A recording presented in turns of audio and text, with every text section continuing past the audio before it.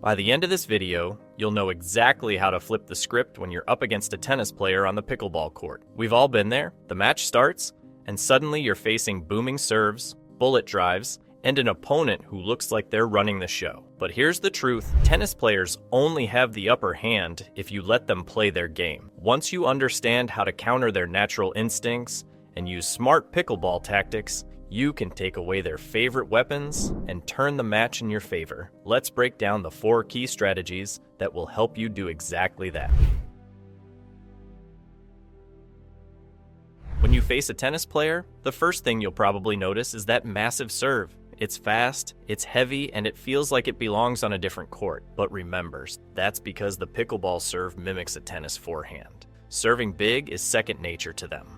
They're trying to start the rally on their terms. Fast, aggressive, and full of pace. The first adjustment you should make is simple. Take one big step back on the return. By doing that, you buy yourself extra time to read the serve and neutralize it. The ball won't feel like it's rushing at you, and you'll have more room to play a controlled return instead of being jammed. Now, here's the key. When you hit your return, aim deep cross court. That direction gives you the longest flight path, meaning you get more time to move up to the kitchen line. The goal isn't to blast your return or hit a winner, it's to give yourself time to transition safely into position. If you hit short or down the line, you cut your reaction window in half, and that's exactly what a tennis player wants. Once you've hit that deep cross-court return, start moving forward. You want to close that gap between the baseline and the kitchen as quickly and calmly as possible. And while you're doing that, have your partner shift slightly toward the middle. That adjustment lets them cover more of the central court while you move in, so you're not both exposed. Remember, at this moment you're still in transition and a bit vulnerable,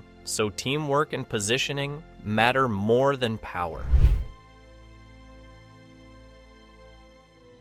After your return, get ready, because the next shot coming your way is almost guaranteed to be a drive. Tennis players love to attack from the baseline with hard, flat shots, and they'll use that instinct in pickleball too.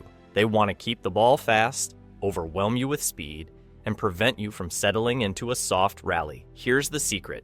Don't panic, and don't try to match their pace. The biggest mistake most players make is swinging harder, trying to fight fire with fire. Instead, lock your legs, stay grounded, and block that drive short and low. By absorbing their pace and dropping the ball into the kitchen, you force them into an uncomfortable position. Suddenly, they have to move forward and hit a low ball at their feet, something they're not used to doing. Tennis players are trained to attack high balls and generate power, not to reset low shots with finesse. When you keep the ball low, short, and soft, you flip the pressure back onto them. This simple move turns their strength, their drive, into a weakness. They'll either pop the ball up, hit into the net, or send it long, trying to maintain pace on a ball they should have slowed down. And here's a quick bonus tip. Learn to read when their drive might go out. If the incoming ball is at shoulder height or above, let it fly. Odds are it's going long, but if it's dipping near your hip or lower, make the play. This simple awareness keeps you from making unnecessary mistakes and helps you stay one step ahead.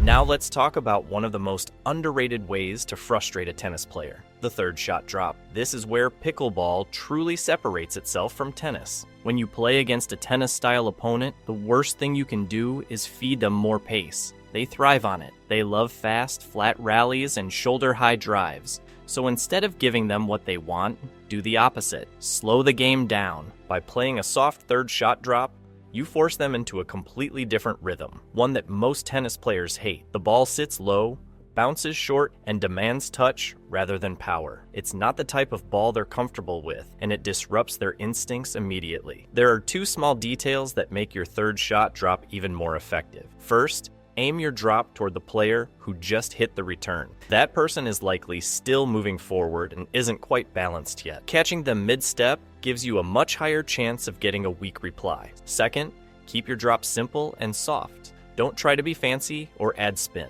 A slow, low trajectory with minimal bounce is much harder for your opponent to attack and much easier for you to execute consistently. Over time, this steady pressure wears them down. They start mistiming shots, popping balls up, or even losing patience entirely.